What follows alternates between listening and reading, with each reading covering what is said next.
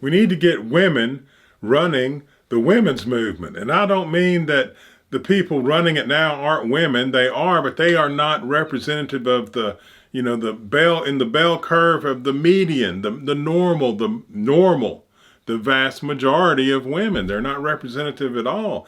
They talk about basketball and equal pay and all these things that are really men's sports. Most girls do not play. Every boy plays basketball growing up for the most part. Very few girls do. And mostly they're lesbians and they're very different. And these are the people, given the voice, the girls that play soccer. Some of them aren't lesbian, but it's a very small number. So what do most of the girls do?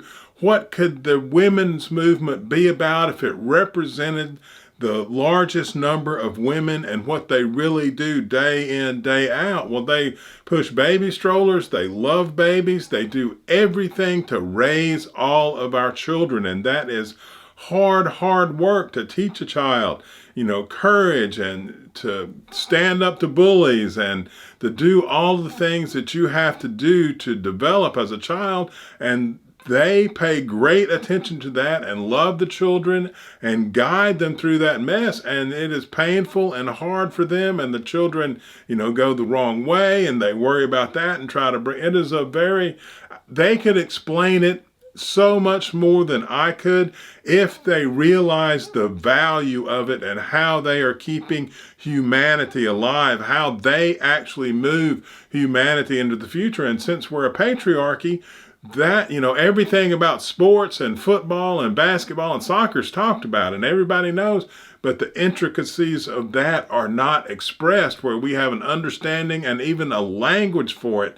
But if that became the forefront of the women's movement, we would find details and understanding about ourselves that it would be astonishing.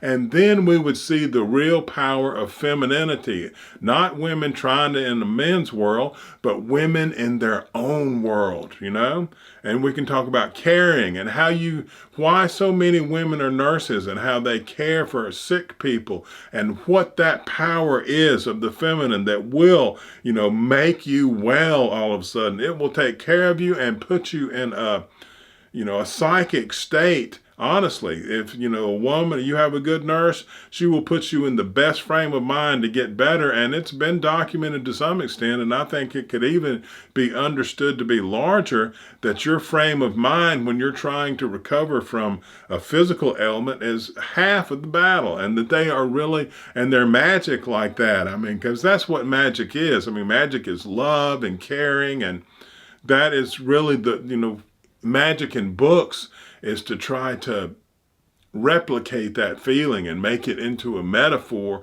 and something we can understand. But that's the magic that really happens here. And it does change reality. And women do that all the time. But we need to move away from, it's like that Sandberg, I think, woman. And, that was like, don't call women bossy anymore because they don't call men bossy. They don't. If a man is a boss and he's a jerk, they call him an asshole. That piece of shit, I hate that fucker. And you know what? He doesn't care one bit. And that's the difference. Women do care. And that's what she was complaining about because she was in a man's world working at a patriarchy. And she, as a woman, didn't like those rules because she's not a man. And so we need to look at how women have different rules and different needs. And they need to be in the workplace and they need to be making big decisions. But first, we have to get an understanding of women as they really are. And all we have now from the women's movement are these women on the fringe who are mad and upset. But most women really aren't that mad and upset. In fact, they're probably happier than most guys.